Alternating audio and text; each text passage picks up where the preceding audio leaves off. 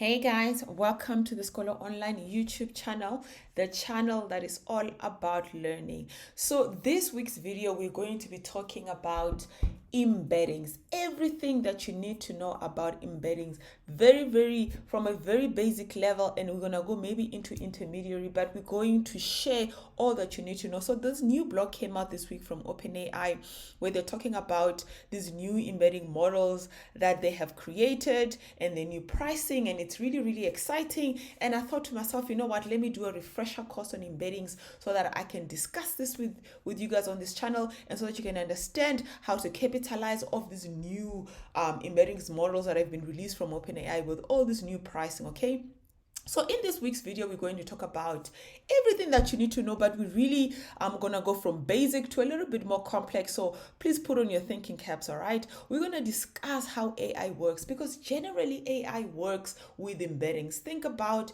embeddings as sort of the engine or the mathematics behind the ability of large language models to associate text with what it is you're talking about, all right?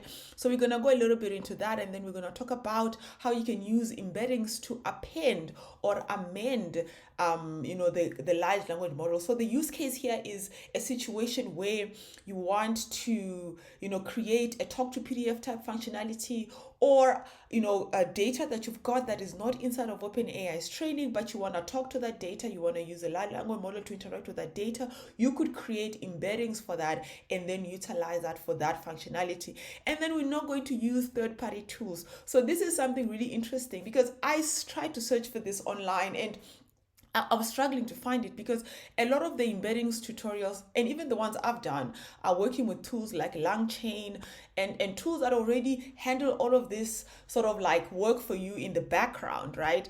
And we're going to do it raw, directly with OpenAI API. We're not going to connect to LangChain. Not that I've got anything against them, I've got nothing against them, but I think this is the only way you're going to understand in the background how this stuff really works, going through it step by step, because LangChain actually manages and handles a lot of this for you in the background. You don't really know what's going on, you don't really know what's happening, and it's hard for you to understand what the models are doing. So today we're going to try and cover that, and of course it's going to be an exciting tutorial. Maybe we'll break it down into two, we'll see how far we get today. Okay, so let's get through the admin of the video first. If you're watching this video, please remember to like my channel, like this video, subscribe to my channel, turn on those notifications, very important, so that you are notified every time that we release a new video. We might not cover everything here today. We might have another video that continues where we left off, so we don't have the video being too long. So remember to subscribe and go into the just underneath the video that you're watching, go into the description box and read there. I'm going to try and put some useful information in there. I'm going to try and put some links. So if you hear me say I'm going to link something in the description below, that's where you're going to find it. And I will try and put timestamps as well to help you navigate through this video, because generally our videos tend to be long. So with the timestamps can help you to go to the different parts of the video, so you can watch only really what you want to watch. You don't have to watch the entire video. Just watch what's interesting to you, what you want to learn. All right. And remember to leave us some feedback as well in the comments below, what you want to do next and so forth. It's always welcome, right?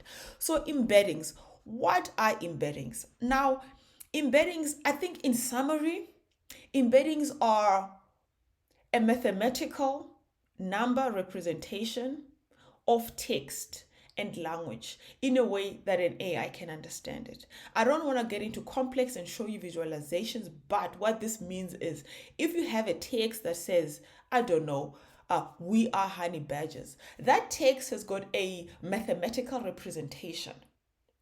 You can break it down into its different components, and you can break down simple words from we are honey badgers to an entire paragraph, to an entire book, into its mathematical representation. Of course, the smaller the embeddings, the better, but the point is you can break down words into numbers. Now, when you break down words into numbers are easily, you can work with numbers. Models understand maths. 1 + 1 is equals to 2. 1 is equals to 2. 1 is further away from 10. You understand? So once you break down words, sentences into its mathematical word representation, the language model can understand it better. And that's all I'm going to say about this, because that's all you need to know for building the application. So this is what we're going to cover. We're going to go through what are embeddings. We're going to prepare data for embeddings. We're going to help you understand how to better embed data into the model so that the model can work better with the data. We're going to actually do it right here in this channel. We're going to use OpenAI API and their embeddings models, these ones here that are nowly easily priced. We are going to store that embedding because once you create it, you need to store it somewhere. There's many ways to store it. If you watched my previous video, we did a long chain embedding that we stored in a vector database.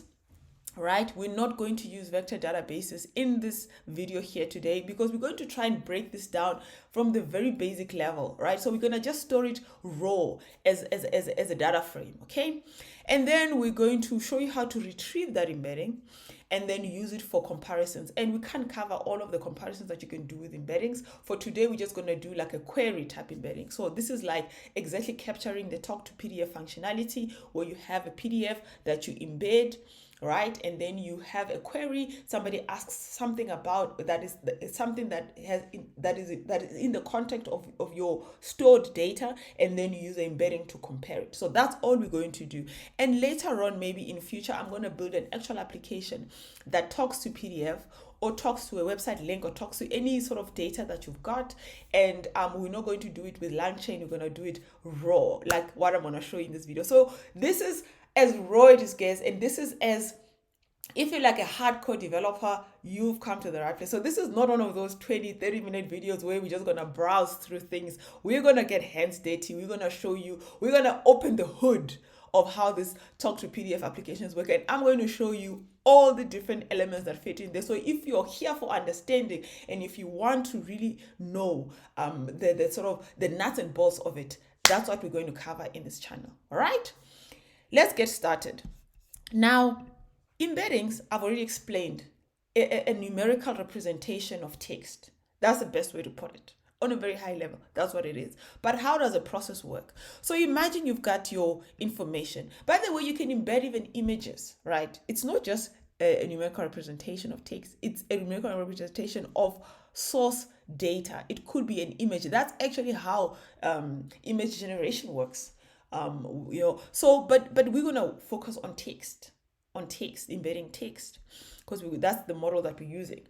So you're going to have some data, and we're going to put that data and load this data. And by the way, I must give credit to LangChain, because as much as I'm not in the system, I got this very lovely image from LangChain website, so I have to give credit to them. This is an amazing image. It shows you exactly what happens here. We're going to load the data, and remember with LangChain, they've got those data loaders that we used to work with. You get your PDF loader, your website link loader, your Gmail loader, blah blah blah. The whole point is to load data. So in our case, the loading of data is just taking our PDF and extracting the text and then getting the text, right? So that's all the loading we're going to do.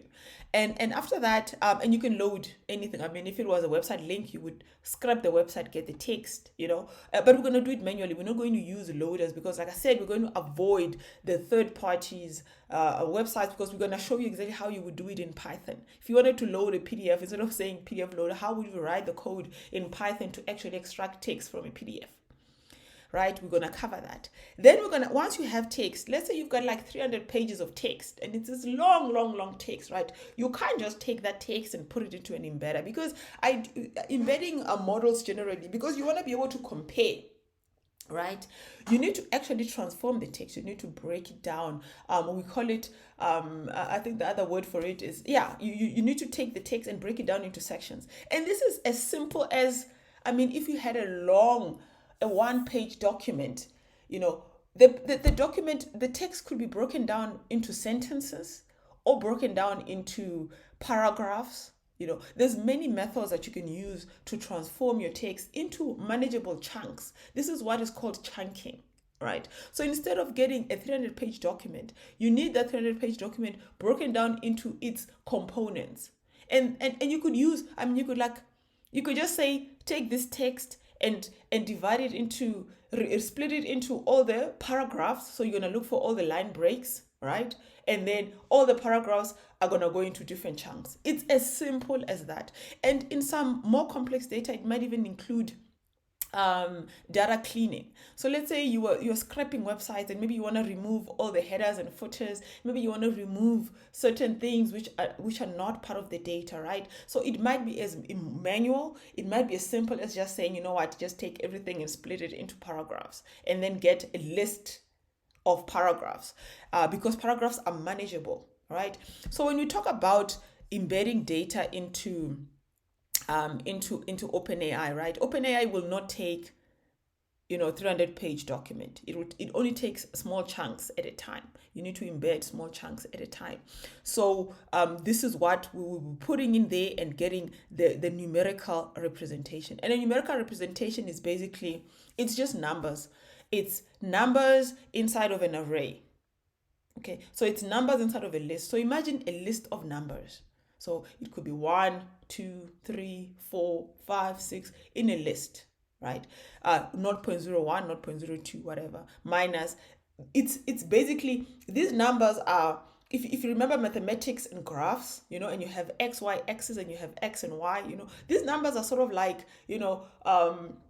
different dimensions and sort of like, if you could plot these numbers in a 3D or 4D or whatever the number of dimensions your model is, a view, right? So that is basically what it is, but I don't want to complicate it too much. Just very simply, you take this text, you put it into a model, you get numbers out. These numbers are numbers in a list. That's all you need to know, okay? The model understands what they are. You don't need to understand what they are. Now we're going to break down our text, then we're going to embed and get all these numbers out. All right, we're going to get lots and lots of numbers. Don't worry about what they are. Then we're going to store these numbers. All right, this is where the data stores come in. This is where people talk about vector databases, because this storage is a different type of a storage that you need to store the numbers in. It's not going to be the same as like storing it in an SQL or a JSON database, or like a MongoDB. I mean, really, what you need is a database, right? So a MongoDB, whatever, is a database, but a MongoDB database, the way it works, with the way it stores tables and JSON, is different from what a vector database, how a vector database works. Vector databases are created specifically and optimized for being able to store these numbers. And you can store millions of these numbers in a vector database. And the important thing about a vector database is the ability to retrieve what you want to retrieve very, very quickly. So imagine one line has hundreds and hundreds of this, like Hello World or We're Honey Badgers has hundreds and hundreds of these numbers. How many more numbers would you get from a 300-page book, right? Millions of numbers, right? So now the efficiency of being able to get the numbers you want when you're doing a comparison very, very quickly is not the same with a traditional database. Hence, we talk about vector databases, because vector databases are optimized for that efficient searching of numbers that are close to each other. So the whole point is you'll store your numbers, and after you've stored these numbers that you've created, now when you want to compare, now someone says, you've stored all of these things, and now I come out with my query and I say, oh, what is this document about?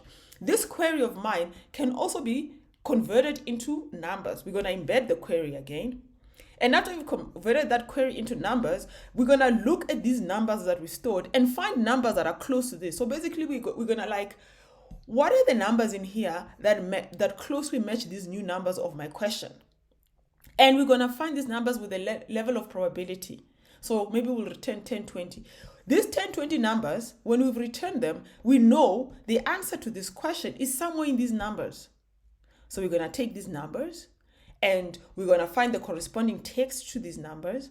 Then we're going to take this corresponding text and now we're going to compare it with the words of the questions we've asked. And then we're going to put it again into the AI to say, please help me answer this question, because now I've reduced a 300-page document into 3 or 4 paragraphs that are most closely matched to the query. Now it's easier to feed that 3 or 4 pages into an OpenAI model.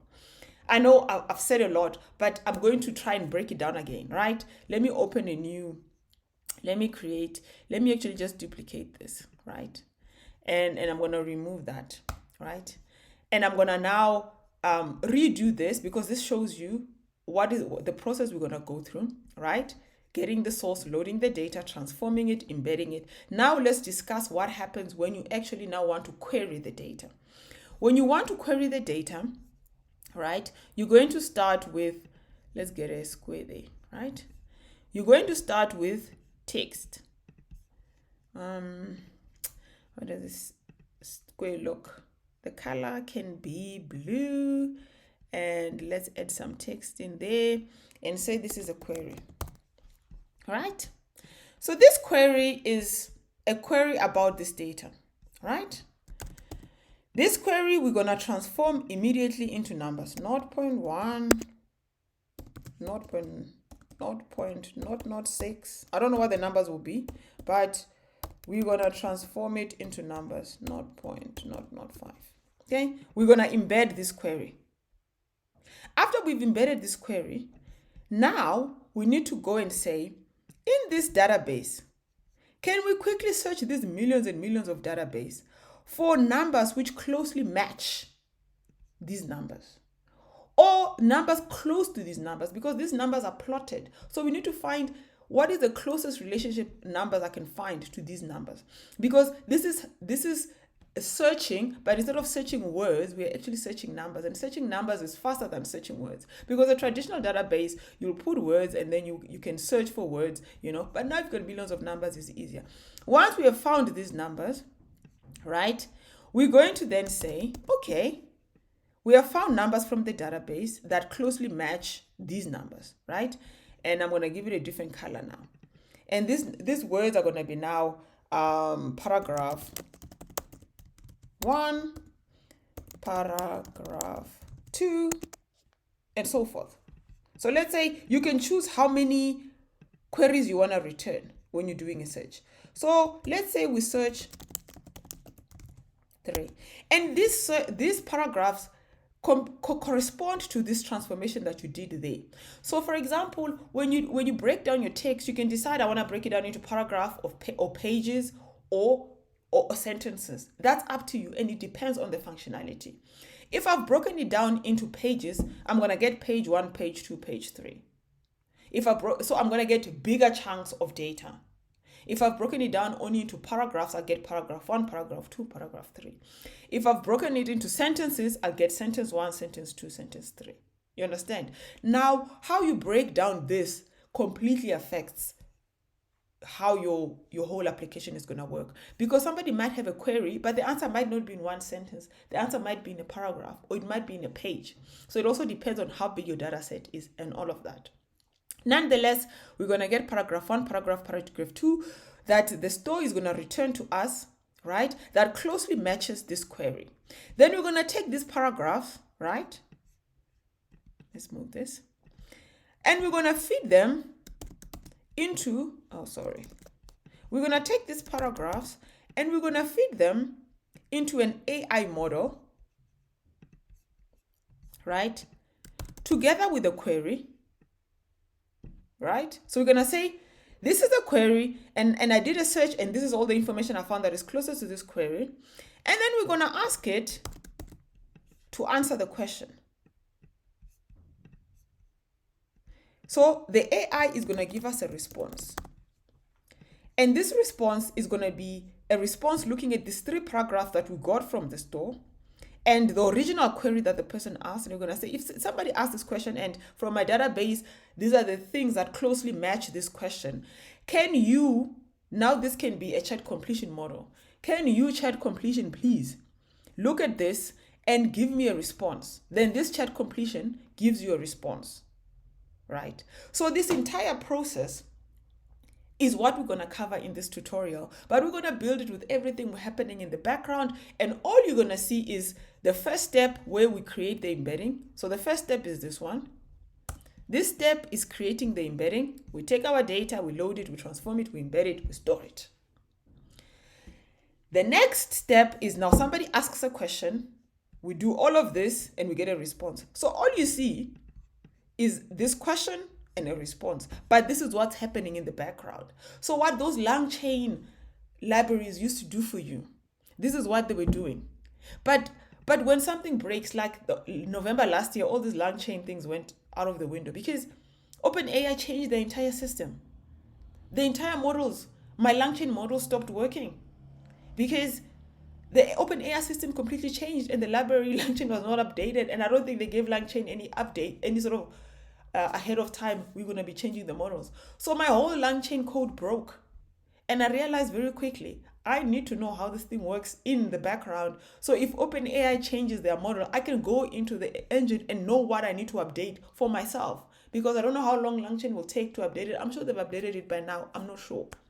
But I had to discontinue that part of my application because it stopped working. You understand? Because OpenAI changed everything. Now, by the end of this video, you'll understand this process and hopefully you'll be able to build this yourself. All right? So let's get started. Let's get our data source, right? Our data source today is going to be 3 PDF documents. And I'm going to show you that you can do this with like even large data sets, right? So my PDF document, the first one is here, is 36 pages. It's a 36-page document. I've called it PDF file 1.pdf, right? Then I've got another PDF, a 36-page document, right? And I've called this PDF file 2. And then I've got another one is a 23-page document. And I've called it PDF file 3. Now, if you want to read a PDF document programmatically, specifically with Python, you need to make sure that it's not a PDF that is, like it's not like a scanned PDF, you know. So highlight it, and if you can highlight the words like this, then you're good to go. This is actually the best way to test that your PDFs are readable by code, right? If you can do this, you're good, all right? If you can do this, you're good. That's all you need to do. Because if you've scanned the PDF copy and it's actually like converted into a picture and you need a different kind of a reader, of course you can still read it, right? But it's a different type of a reader, not like the PDF readers, the basics ones we use, all right? So that's our source, but this could be anything. This source could be, you know, anything that you can represent, like in a spreadsheet, even a spreadsheet. In fact, the spreadsheet would be great and great. Maybe next time I'll do something like a spreadsheet and I'll show you how you can do this with spreadsheet data, right? Then we're gonna load it. So let's get started. Let's load our PDF, all right? So if you've been writing code like this, you probably used to PyPDF, right? PyPDF is like one of those PDF readers that's very, very popular. But today I'm going to use a new one that was actually recommended by ChatGPT. And it actually like is way faster and it does a better job. So maybe you can use that. So I've got my code written up here. I don't want to write this code in this channel because it's quite a lot of code to write. And I don't want to confuse you, right? But this is all the libraries we're going to need. I've highlighted them at the top. All right. So the PDF library we're going to use is this PyMU PDF. And I'll show you, it's like you can read a PDF in 2 lines of code. It's so easy. And then we're going to use pandas. Pandas, we're going to use it for managing our data frames because we are not going to be working with, and I said we're not going to be working with the vector databases because it's a mission to get a vector database. But if you're doing a small project in-house, like you got a few PDF documents, you can work with the data frame. Of course, if you have larger data sets like you know, I don't know, thousands of lines, you know, then you might want to talk about thousands, hundreds of thousands of lines of data. Then maybe you want to talk about a vector database in that specific case, right?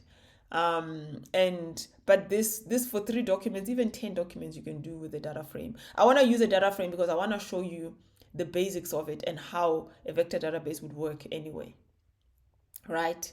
So that's the next step. That's the next thing that we're going to do. We're going to use pandas to manage our data frames. And a data frame, actually, if you're new to Python, a data frame is like a spreadsheet. A data frame is like a spreadsheet, actually. But of course, within Python, it's a specific data type, which then has more functions and things you can do with it. But if you want to visualize it and think about what is a data frame, right? It's like a spreadsheet. So let me open numbers for you here. And maybe I'll use this to demonstrate as I go along, because I really want you to understand everything we're doing here today. So think of a data frame as a spreadsheet, right? So I'm going to open this spreadsheet here, right? And as we go along, I'll be showing you what's happening in here in this spreadsheet. So I'm going to call this data frame. If you think of a spreadsheet, it's got columns. These are the vertical lines, right? It's got rows, the horizontal lines. So you can create columns and then you can create rows. And after you create rows and columns, you can go and look for a specific row and whatever. So, and then you'll have a title, and then you'll have another title here, and then you'll have data. And then this data corresponds to this. So this is the same data type here, and this is the same data type. So if this is text, for example, this is embeddings. This is how our data frame is going to look like. We're going to be able, when we break down our text into sentences, we're going to have sentence 1, sentence 2, sentence 3, and so forth, right? And in here, we'll have that embedding for sentence 1. Remember what I told you what embeddings are? Not point, not 1, comma, 3 point, some number, comma, not point, some number, comma, whatever, some other number, right? Lots of numbers here, right? We can make this long, right? This will be a different set of numbers, but for illustration purposes, I'm just going to paste this across. So we'll create an Excel spreadsheet, which will have a row full of sentences, all the sentences we have broken down, and its corresponding embeddings, which means we have to create an embedding for each and every sentence. You understand? And then we're going to put it in this table, and then this is our data frame. If you're working with a vector database, it would work exactly the same. You would create a database, and in that database, you would create all your embedded texts and their corresponding embeddings. So when you come and search, when you search later on, you will be searching the embeddings, because that's the fastest way to search. And then after you've searched the embeddings, you find the closest embeddings and you return your sentences that match those embeddings. That's all we're doing. Right? So let's get started. We're going to install all of these things. So the pandas is going to manage the data frame. This is going to strip the database. And then we're going to obviously work with OpenAI. We'll talk about these ones later on. But for now, let's just install them. All right. So you need to install all of this. You can install them one by one. People install that, people install that, people install that, people install that. Or you can add them all and install them all at the same time. So that's what we'll do. Okay.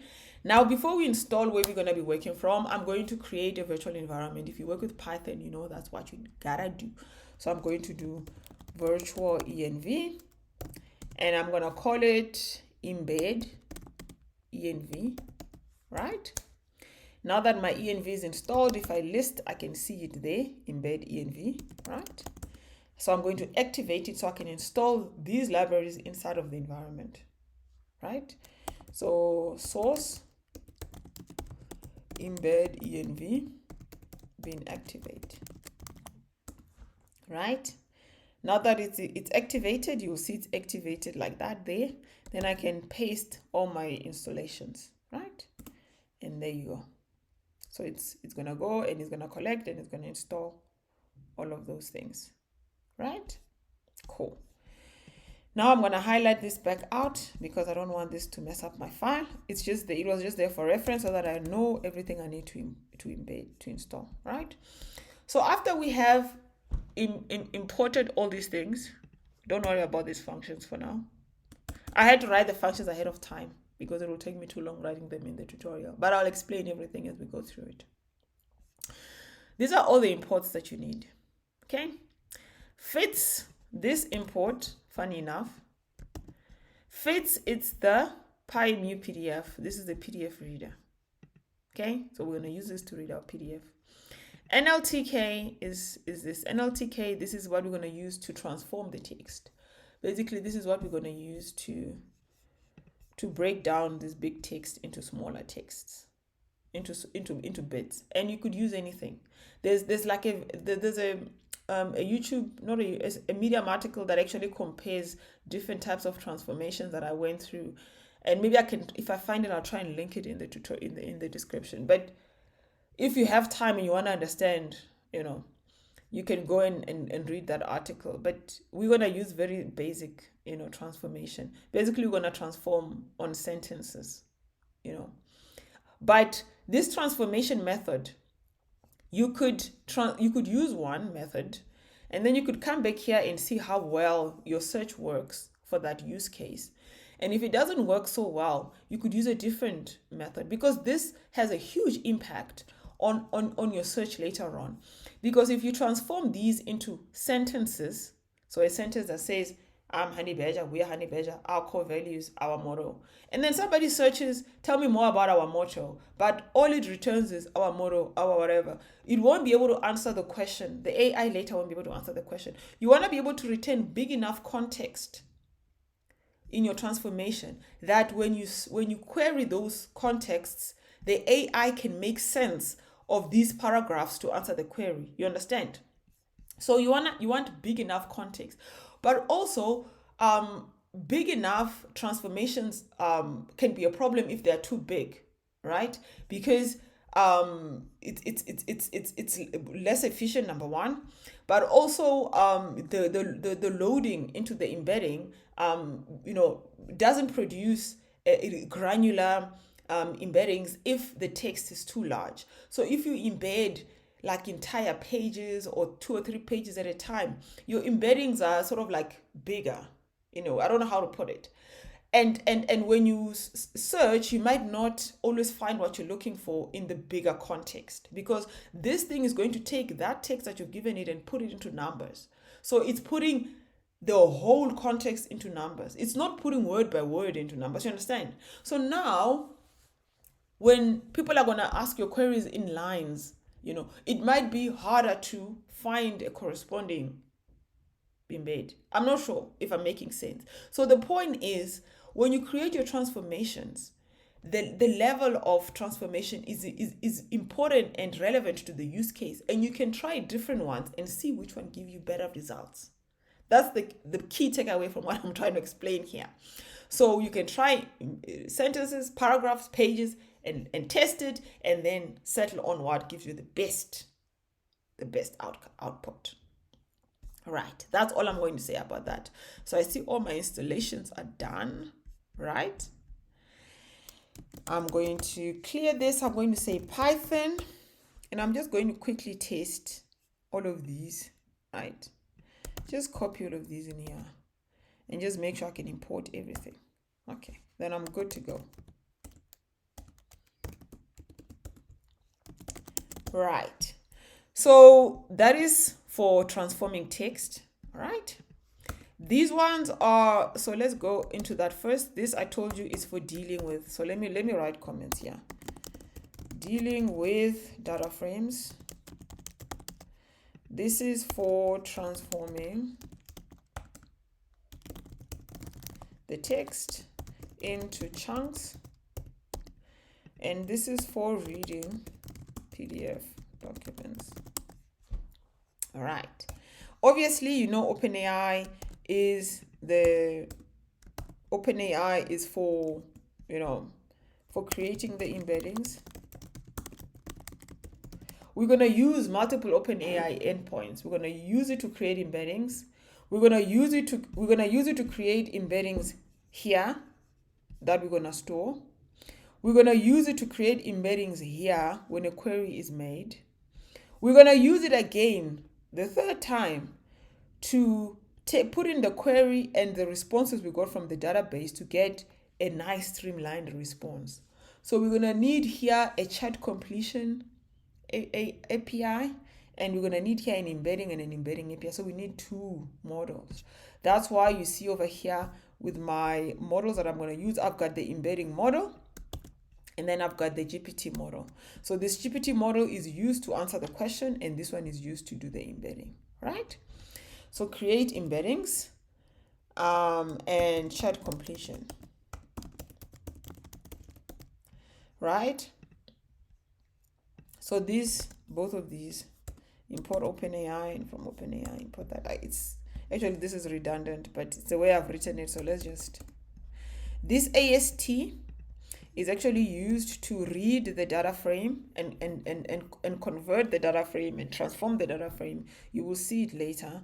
So let me put it in here and say this is used to read and prepare the data frame.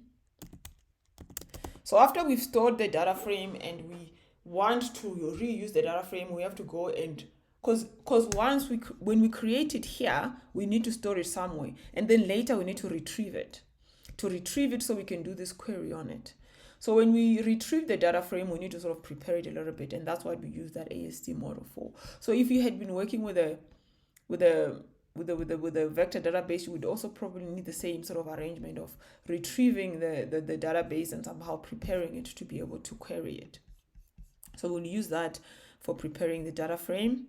And these two are actually used in the functions. These are sort of like operational tools. You'll see later on where we use them. Then we need an OpenAI API key. All right. Please do not share this API key with anybody. I know you are looking at mine, but I would have deleted it by the time you watch this video. Nonetheless, to get your API key, you go into OpenAI. You make sure you are logged in, right? So I'm already logged into if you are not logged in, you need to just log in. Then once you're logged in, to the left to the menu here, you'll see API keys, right? Just click on there. It's very easy to follow. Just get your API key, right? And then put it there. But in an application, you'd want to put it in an environment variable or put it in a file which you're not going to share with everybody, because you don't want people to see this. I mean, this is obvious stuff, right? And then the two models we're going to use is our embedding model. So we're going to use this new embedding small model. So previously they used to have those ADA models and stuff.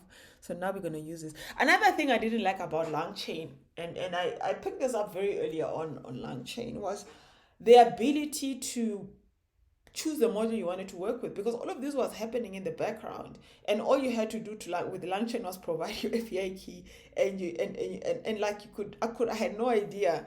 Like later on, if I'm like, okay, maybe I want to change my, the way I'm splitting my text or whatever, like I had no idea what was going on. But the good thing was that it worked. It worked until it didn't work, right? And then you had to go and figure out how to fix it. And then I thought, you know what, let me just build this thing from scratch. Let's get started with our process. Load the data and transform it, all right? So the functions for doing that are written over here, okay?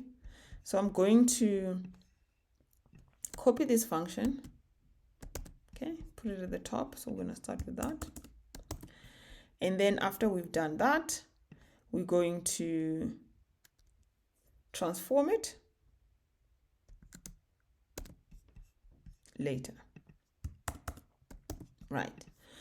So our files are called PDF file 1, 2, and 3.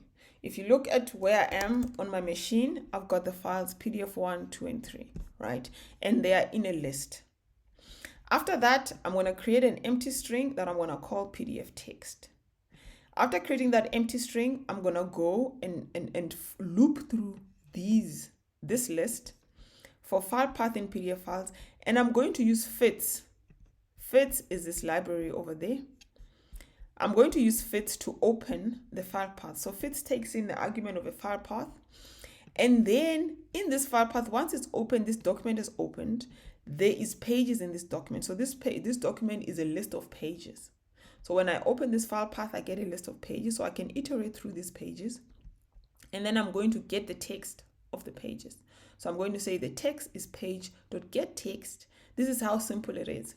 And after I've gotten the pages, in fact, I can just put that text directly into this text, but I want to remove all the new lines. So all these extra things are these 2 lines are not even necessary.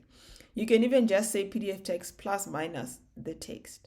But in my case, I wanted to remove the new lines. What you can do when it comes to transformation, you could keep the new lines, and then you could use it later on to say split the text on new lines, and then you could have it. I'm going to try that later on, and maybe it's a good thing to try.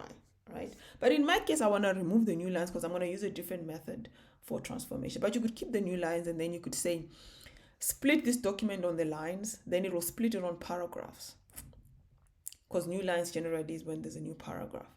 And then you would then later on use that to transform your text. But for me, I'm going to remove the new lines, and then I'm going to so this will just return the text. It's that simple. After I've gotten the text, right, I'm going to then say, this NLTK, download this punct. Okay, I'm going to use this punct sort of method. And then I'm going to tokenize this text using that. And then I'm going to return sentences. So this large text that I'm going to get from here is going to be one long paragraph text. One long paragraph text. So if I take this one long paragraph text and I tokenize and I cut it into sentences, I'm going to get this long in a list of sentences. You understand? So this list of sentences will now be here. We've got now an array of sentences. Now these sentences are the ones which we're going to put in there, sentence 1, sentence 2, sentence 3. And for every sentence, we're going to create an embedding. So for every sentence, we're going to call the OpenAI API and embed that sentence. Sentence 1 will embed it, sentence 2, and so forth. You understand what we're doing here? But let me show you these sentences first, because maybe you want to see it, right? So let's clear this and let's do Python, right? And for this Python, I'm going to just, as usual, I'm going to import all of these, right? Let's import all of these, including my model. Then I'm going to import this function, right? Then I'm going to import this function, right? So this function is now in here and the other one is in there. I can just run this function. It doesn't take any arguments because I've hard-coded the file locations. After that, this should return the text for me. So if I want to know what the text is, let's call it text, right? So my text is equals to that. And I want you to see how quickly this works. It's like, boom, it's done. So I love this new library that ChatGPT introduced me to. It's way more efficient than the other ones I've used that take a little bit longer to read the text. Now, if I just do text to print this text out, it's a lot of text, you'll see. It's a whole lot of text. This is all the text from all of these PDF documents, 30 pages, however long they are. I mean, it's long. It's long. So all of these PDF documents, 1, 2, 3, these PDF documents, right? This has extracted all the text. So this is all the text here, is all the text, right? Now, I mean, you can search, but like if you don't believe me, but all this text is here in one long paragraph. I can't feed this into embeddings as it is. Now we're going to chunk it. We're going to chunk it using this. When we chunk it, it's going to create a sentences, right? And it will create a list of sentences. So if I now do this, and I call this sentences, and I do that, right? I'll have my sentences. Now, these sentences, if I want to see them, right, I can do that. You can see it's now a list. It's a list of sentences. If you want to, like, for X in sentences, maybe print a new line.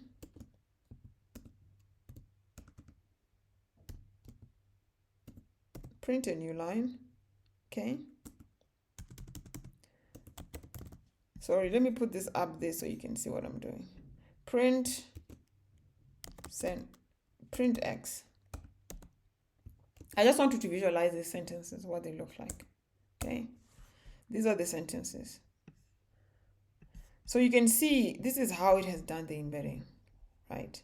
So you can see there's like small cases and small parts, and if you had cleansed you could have cleaned your data to have better sentences, but you can see there's parts where there's better sentences. But it helps to do this manually. then you can have an idea of actually how your document was split. So I get a feeling like this practice policy, I don't think it will create enough context, but there are sections.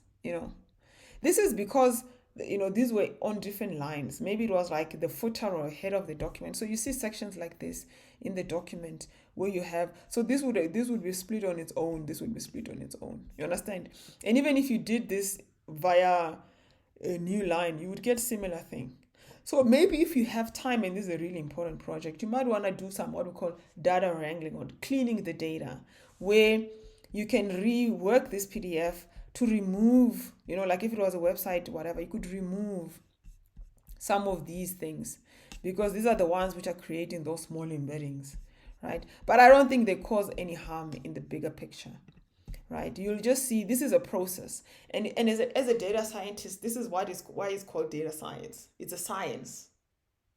It's a science. You have to understand what's going on. So you can clean up the data and remove some of these things from the data and then do the transformation again and see. But you can see there's now nice paragraphs here. This is probably the content of the data. This is what the data content is, understand? And you could see that was the footer of the document. You can see you get some pretty decent context in some paragraphs. This was a bit larger paragraph. So I'm actually pretty happy with paragraph transformation or sentence transformation. I was okay with that. And I think sentence transformation sort of, it cuts it at the full stop. I think so. But I don't know. You can find out, okay? So we have now done this. We have now gone from, where are we now? We have gone from this to this. Now we need to embed these. So we need to now go into our spreadsheet and enter the sentence and whatever. So this is where the data frame comes in. We put all of these sentences because they are in an array, right? You can see these sentences is an array, is a list. We put this list into a data frame, into a spreadsheet. And then all the sentences will be like this. The next column will actually be empty when we get started with our spreadsheet. After we'll create now a new column as we embed. Did you know, as much as OpenAI over here, if you look at the embedding models, it actually just shows you how to get one embedding of one sentence. But in real life practical applications, this is probably why I struggled with this for a while, is you don't actually just embed one sentence at a time. When are you going to finish? How many sentences do I have here? Let me see. Len of sentences. 945 sentences. When am I going to finish embedding this thing one at a time? Embedding this sentence, embedding that sentence, embedding that sentence. You can't do that. So there's actually a model, a way of doing this that actually is not written in the documentation, but I found it via their cookbooks, right? So they've got a cookbook over here. So if you scroll down there and you can click on these links actually take you to the cookbooks, right? And in the cookbooks, they actually show you a working example, a real life working example, which is actually what I used to I analyze this working example. And I was able to then work back and create my own, because here in the cookbooks, it actually shows you how to do multiple calls. And they actually tell you that you can actually call 1,000, you can send 1,000 requests, 1,000 lines at a time to be embedded. And then it will return them, and it's very quick. So 1,000 lines is not taking a long time. It's very, very quick. So read the cookbooks if you have the stomach for it. Otherwise, just follow my process. All right. So this is the function for creating the embeddings, right? So let's go through the function. You'll see it takes in text and then it creates the sentences inside of the function. So what I'm doing here, I do it in there. It's the same thing. And then I'm going to send to OpenAI 1,000 sentences at a time, because that's all I can send. So if I had 10,000 sentences or 100,000 sentences, I'll send 1,000 at a time, because depending on how big your data set is, you could have anything from a couple of thousands to a couple of 100,000 lines, these lines, right? So I'm going to send 1,000 at a time. I'm going to create my client. I've already defined my OpenAI key at the top there. So I'm going to create my client. And after I've created my client, I'm going to create a list of embeddings. And basically this line of code, what it does is that it just splits all the different batches. Because I've got a batch size, I'll have a batch start, a batch end, and a batch start. So I'll define a batch start is where I'm starting, so that I can remember for the next batch I must start somewhere else in the list. So you'll see that this batch, I now redefine these sentences from the batch start to the batch end. So for example, these sentences could have been 10,000, right? But I only need to send 1,000 at a time. And if I've defined that, my batch start will be 0 because it starts from range 0.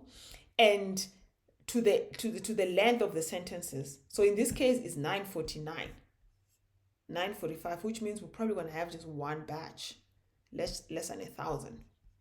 All right. And then if you had more, you would have more batches. And I've actually, that's an aside, I'm thinking out loud. So after you do that, here we're just printing so that we can see what's going on, but this printing is not important unless if you want to like review it. So it's there. I got it from the cookbook, so I just kept it. And then you get the embeddings. So client embeddings create, this is this function over here. Client embeddings create and the input. All right, the input is the text. Okay, and the batch. And this batch, right, this batch over here is a list of strings. You understand? So you can input that list of strings there, or you can input one string at a time. It's really up to you. But this input of strings is inside would be up to 1,000 lines to be embedded, provided that you have 1,000 in there, and then you just need to then supply your embedding model. All right. So the model is the model. So text embedding 3 small is also the one we're using. So we're going to be using text embedding 3 small. So we define the model there and we do that. And then all of what this is doing is just rearranging the responses data, because the response data now you need to put it, make sure it's a list in the correct order, because you don't want to mix the wrong embedding with the wrong sentence. And once you're done with that, you just now, this embeddings list that you created, you add these new embeddings in there. Right. And after you do that, you create your data frame, right? And in the data frame now, you're going to have the text, which is the sentences, and the embeddings, which is the embeddings. So this data frame, like I said to you, think of it as an Excel spreadsheet. And in this Excel spreadsheet, we're going to have 2 columns. The first column is going to be the sentences. So this list of sentences is going to fit into the first column. And the corresponding embeddings, which we just created there, will fit there. And this code is written to ensure that the correct embedding is going to be in the same row with the correct sentence. Right. After we've done that, we are then going to save this data frame as a CSV. Remember, a CSV is just like a text file which separates all the. So if this was like an Excel spreadsheet, a CSV would just be like these in a line without the lines that separate them, but the lines would be, defined by the delimiter that you use in your CSV, whether it's a comma or a column or a semicolon or whatever. So therefore, we're going to create a CSV file which we can save. This is normally where we would have taken these embeddings and put it in a vector database. But in my case, it's going to be 900 lines. 900 lines. We're going to put in an Excel spreadsheet, and we'll just use that. If you had hundreds and thousands of lines, it might not work on an Excel spreadsheet. That's where the vector database would come in. But in my specific case, because I'm showing you, we're going to go into the details of it. We are going to work with a CSV file, which we can even look at and open. We will open the CSV file and look at it. So I'm going to copy this line that I've just explained to you, right? I'm going to copy it and I'm going to paste it in there. All right. After I've pasted it in here, I'm going to run it. When I run it, it's going to recreate the sentences. So it's going to re-tokenize. So it might not be 900 depending on You know, every time you tokenize, you get different results. I've looked at this. And then we're going to look at that. We're going to run all of these dish. By the time this function is done running, we'll have an Excel spreadsheet called saved embeddings or CSV. So this completely now covers this initial part of the process. We've done the source, we've loaded the data and transformed it. We have now created an embed for every line, which is what you see here. After we've done that, we're going to store it. But in our case, we're just going to store it in a CSV file. That's all we're going to do. And by the end of this, we now have a CSV file, which we will retrieve later. So we will be here. So by the end of this code, we will have a CSV file. Let's run this code. It takes in the text. The text is already defined. All right. So let's run that. You'll see it's doing batch 0 to 999. So it was less than 1,000 sentences. And it's now like embedding them one at a time. So this is the time it takes. Okay, couple of seconds. I think it was definitely less than 20 seconds. Yeah, so we are done. We are done with our embedding. I'm actually going to exit out of here, right? Because I want to show you the file. Okay, we're going to exit out of here. If we list, we should now see a new file called saved embeddings. This is what we named it, saved embeddings, CSV. This file was not there before. So if we actually open this file and we look at it, you will see it. The first row is the text and the embedding. These are the columns that we created. So you could name this anything that you want, by the way. If you want to name this something else, you can call it something else. And so there's 2 rows in the CSV file. So this is now the first sentence and it ends there. The South African Schools Act ends there. And then over there, oh no, it doesn't end there. It ends here at the end of the commas. And then these are the embeddings. These are all the numbers. So these are all the numbers that correspond with this text. And then the next one is over here. It's got its own numbers and so forth and so forth and so forth. And all of that for 900 lines. You understand? This is all we are doing here. So I'm going to close this. I'm going to clear this. We've got our file. Now we've done all of this. We're good to go. Now we're going to go into retrieving our file. Okay. But retrieving our file and querying actually works together. So actually this retrieve should have been here. Because we need to retrieve the file. And then a user will now query, right? When a user queries, we will create an embedding of that query. So we'll take that query and turn it into numbers. And then we will take those numbers and search our data frame, our Excel spreadsheet. So think of it as if you had this spreadsheet and then I had numbers. You know, in Excel, you've got this find. Where is it? Find and replace. Where is the find and replace? Tools, table. I don't use spreadsheets a lot. I have no idea. Let me see. Can I just use a find? There you go.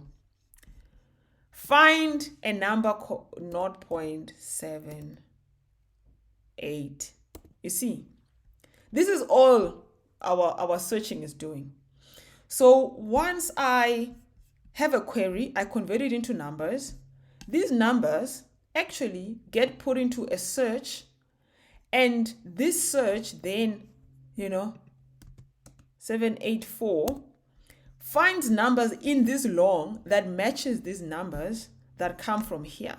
And after it has found these numbers, right, it then goes and looks for that row where the numbers are, right? And then it can even tell you what level of certainty it is. That, not certainty, but what level of confidence, a percentage of how close your search numbers are to the search numbers it found, right? So it can go from 0 to like 100%. 0 obviously means it's not really that close. But if you get numbers of 80% upwards, it's pretty close. So you can even use that to filter out. Oh, but it's always arranged in its sort of like in like from the top to bottom. But my point is, it will search the numbers, and then once it finds the numbers that are closest to the numbers of your query, Then you can say, okay, give me that sentence that corresponds to that. It brings back that sentence. And this is what we're doing here. We're going to get these sentences. In my case, I said paragraphs, but now imagine these paragraphs are sentences. Let's actually rewrite this, because we decided to split our thing on sentences, right? Sentence, sentence, sentence. And then we get the query that matches that. And then we feed those sentences into the AI to get a response, okay? So let's do that.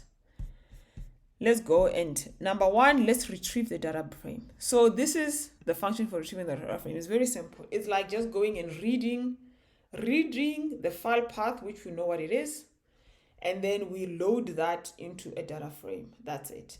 All we are cleaning up here is to make sure that is to remove the string so that it's rows. Because when you save it in a CSV, you can't save it. It will save it as a string. What I mean here is, if you open this, no, you will see this is actually a string of the array. You understand? So this is not what you need, the actual array. Because now it's a CSV, it had to do it like that to save it in a CSV. When you load it back into a data frame, you just have to load, because it will now load this as a string. You just need to redo this column so that it's no longer a string and it's actually the array, because the data frame can deal with the array. That's all it's doing. So that's what we're doing here. We are transforming that column to be a proper array, list of array, not a string of an array, right? Once we've done that, this is the search. This is where the magic happens. This function over here is what's going on here, where we're getting all the sentences. We are now getting our embed, and we are going to find these three sentences. This is what's happening over here, right? So you create the client. This is, remember, the OpenAI client, right? OpenAI client. Let me see, OpenAI client there. OpenAI. I think this is doing the same thing. This is the client is there, and the other one says OpenAI.client and creates the embeddings there. I think it's the same thing, because I probably got the code from different sources. I wrote it differently, but it's the same thing. And maybe you can just go and clean up the code later on, okay? But the point is, you get the client. After you've gotten the client, you can see here the query embedding response. This is where, maybe let me put this closer so that I don't have to like search far away. This is where we create this embedding. So this embedding is, we are creating an embedding of the query. So the query that comes into this function, we embed it, right? So this query embedding is this one. So this is the response, and then we obviously dig into the response data 0.embedding to get the actual embedding. Then we look for the relatedness. Now we search our database, our data frame, rows, right? Row text. So this will return the text, and we look for the relatedness in the row embedding, right? For all the rows with the query embedding. So this is just an actual search functionality. This is just a way of searching the data frame. It's just some Python coding. But all this is doing is saying, this data frame rows, go through all the rows with the text, right? And look for relatedness, right, of this query embedding that you have found here in the embedding row. And then you do this and you sort it out. And after you've sorted it out, you zip it. And then you return the top n and the relatedness percentage of the top n. The top n is the top number that you want to return, because it will rank all of this in relatedness from 100% to 0. So it will rearrange these rows from 100% to 0. So you could fetch the top 100, the top 5, the top 6, the top 100, the top 10. You can fetch as many as you want. So we define this top n inside of the function. and I've defined it as 10. So I just want it to return the top 10. The top 10. So let's run this. So I think you'll see it will be easier to understand when you're actually running it. Okay? Okay, so let's put this there where it was. And, oh no, I've closed my thing. So let's clear. Let's do Python.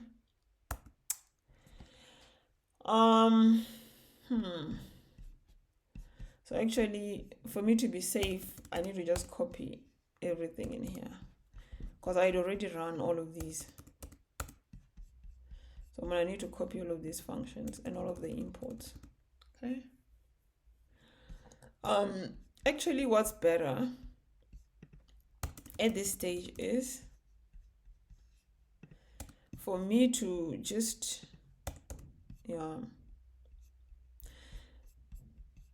let me copy all of these.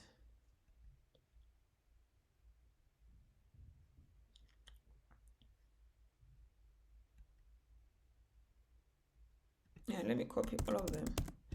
And let me exit out of here. Okay. And let me just create a new file here and call it gpt.py. Call it the same thing and paste all of this in here. Okay. Yes.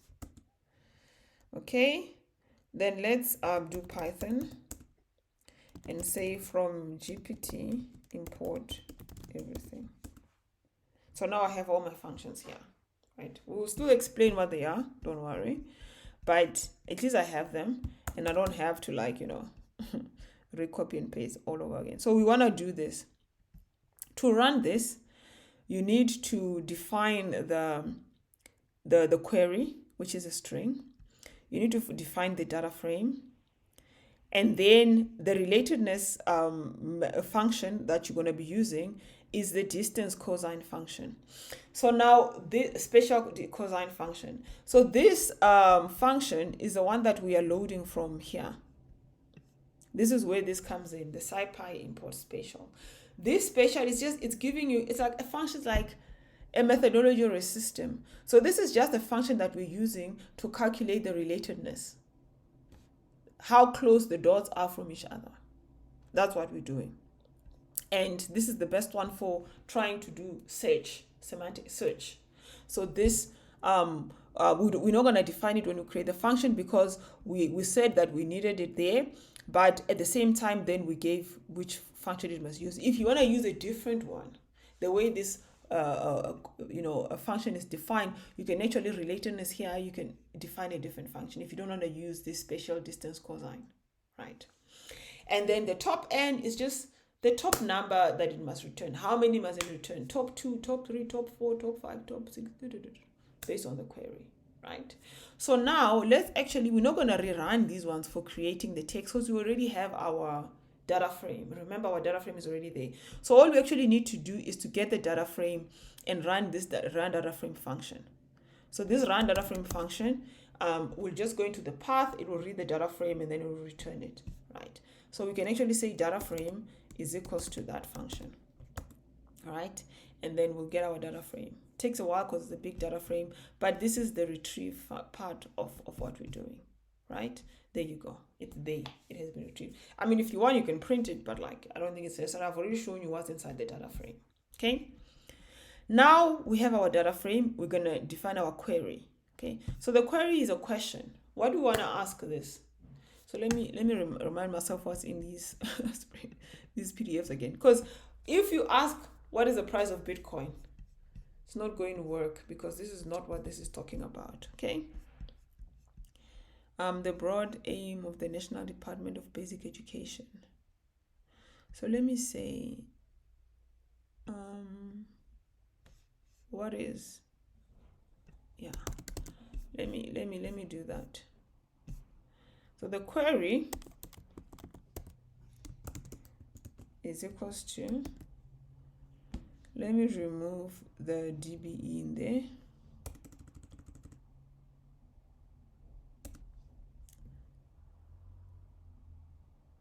I'm going to say what is the broad aim, okay? What is? Yeah. What is the broad aim of the National Department of Basic Education curriculum? Right. And I'm sure all these documents are talking about it, and it will find different ones. Right. So that's the query.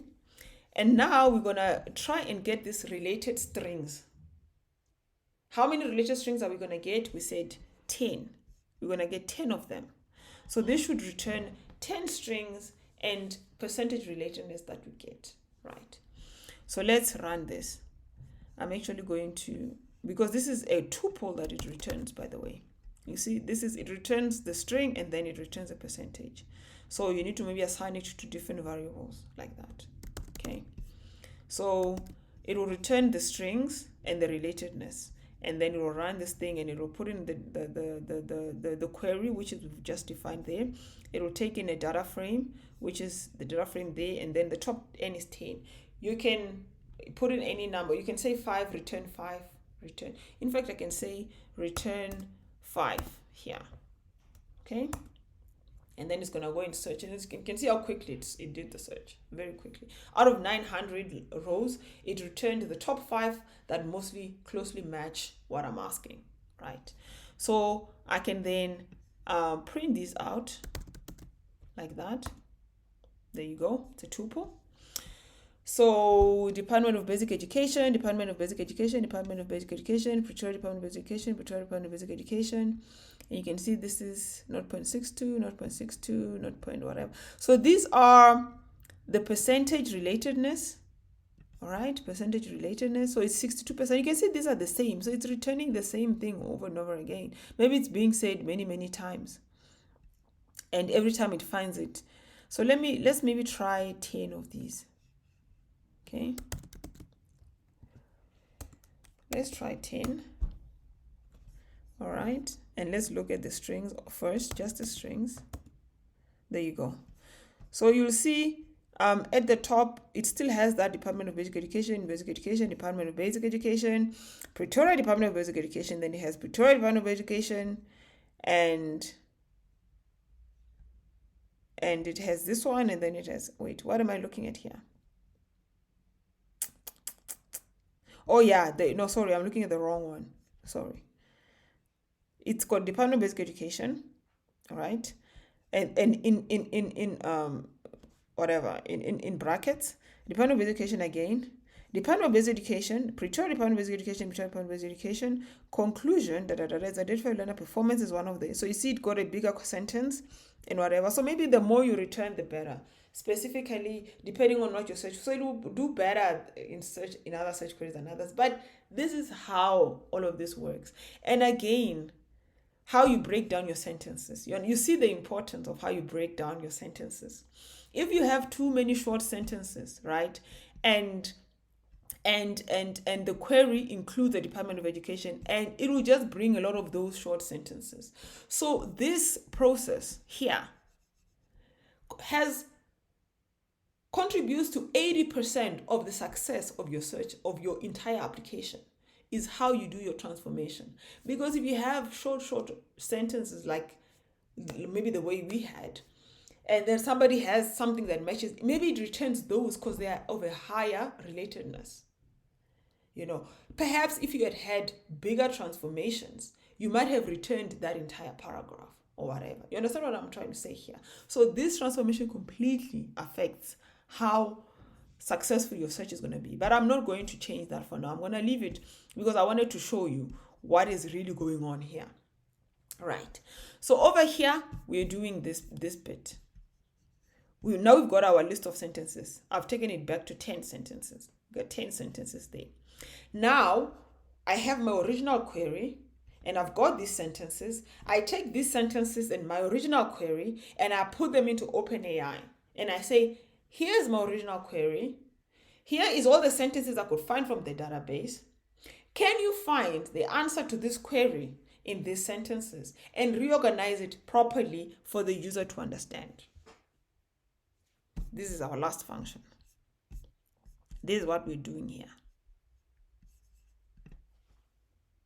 So we take the query, we build the sentence Use the below information to answer the subsequent question. If the answer cannot be found, just say, I could not find an answer. And then we put in the question, which is a query.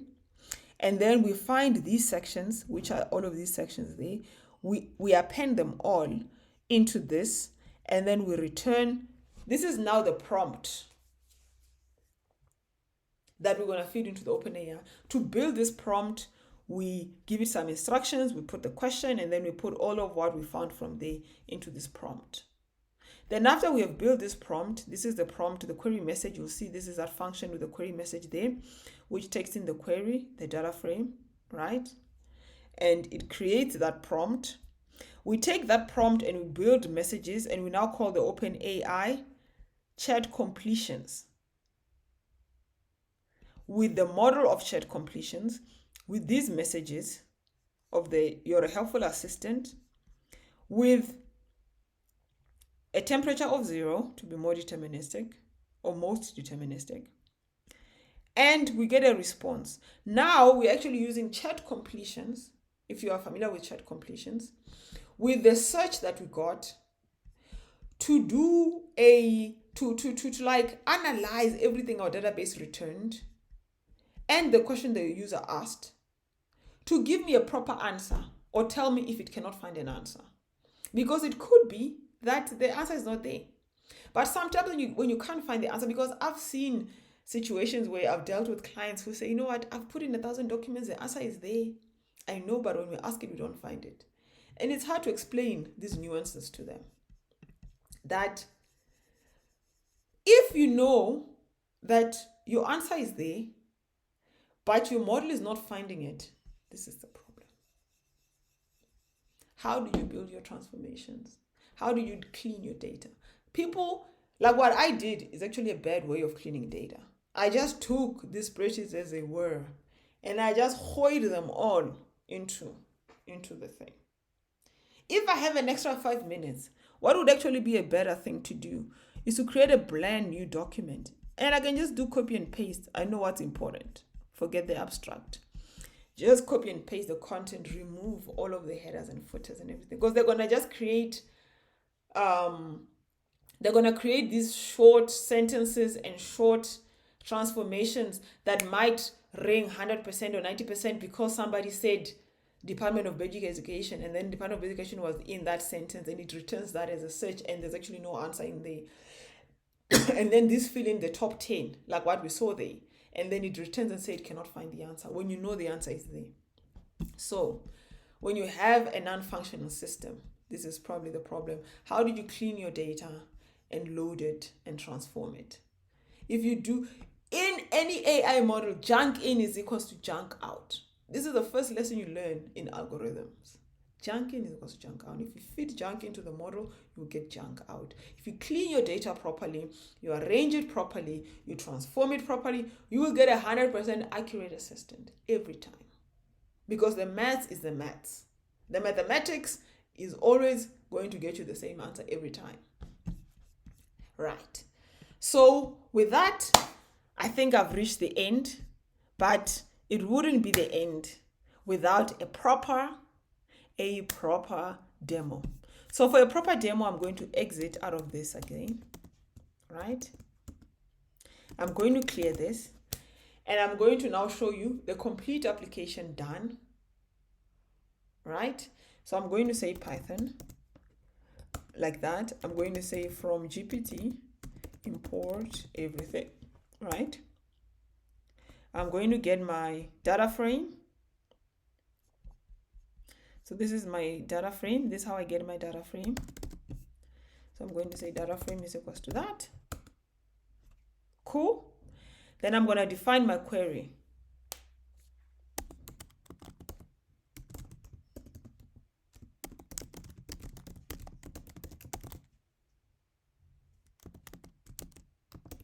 I don't know if this will work. I've never asked this query before. What is this document about? Okay. And then I'm going to use the ask. So that's exactly what's going on here. So if you look, let me just make some space there. All right. So to do a query, all I need is to define the data frame and then ask. Ask is this function there. It takes in a string and a data frame. You can define a model if you want to use a different model, but we've already defined the one we want. And it returns a string. So that's all we do. This is the thing that it goes and does and gets the query, it does all of these things, and then it prepares the message, and then it adds it to the call, and it does all of that, and it does the completions call. And then so everything I've explained is summarized in this ask function. So let's ask that question, right? What is this document? I could not find the answer. Why? Because it went and it took what is this document about. It went and it transformed this document into embeddings. And after I transferred this document into embeddings, it then went and searched what is this document about in there. There was no section that talks about what is this document about. So it found nothing. You understand? It doesn't mean that the thing is not working. So let's find something very specific that we can ask. Let's ask the same question here. All right, query. Okay.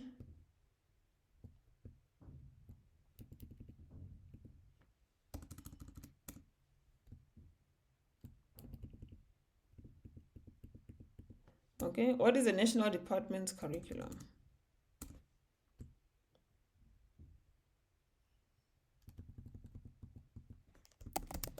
What is the broad aim? All right, let's ask that query. How? Not an answer. That's weird. Wait, how many am I returning here? Oh, dish. Let's see. Okay, let's try this one. This should be an easy one. But by the way, yeah, let's find that. Let's ask that. Speech language therapy. There you go. Prior to 1994, the services provided the speech language therapists and audiologists, whatever, we based in the deficit approach. Individual learners were supposed to So remember, this is looking for things that are close to each other, right? So again, personally, I don't like the performance of my bot, so I would go and rework my transformations, right? And then clean my data first, hopefully, and then try this again. But this is the method behind how large language model works. This is how Google search works. This is how OpenAI, even chat completion works. This is how a lot of the AI modeling works. The way the large language model understands language is by transforming it into numbers, and then later on doing, whether it's searching, comparing, classifying, whatever. There's many things you can do once you have the numbers. The text turned into numbers. Okay, so I hope you have understood everything that I've taught you today, and that you can go and build your own embedding type application. I'm going to build an embedding type application maybe somewhere in this channel, so stay tuned, and I'd like to hear your comments and your thoughts below. Let me know what you think about the tutorial and what you've learned so far.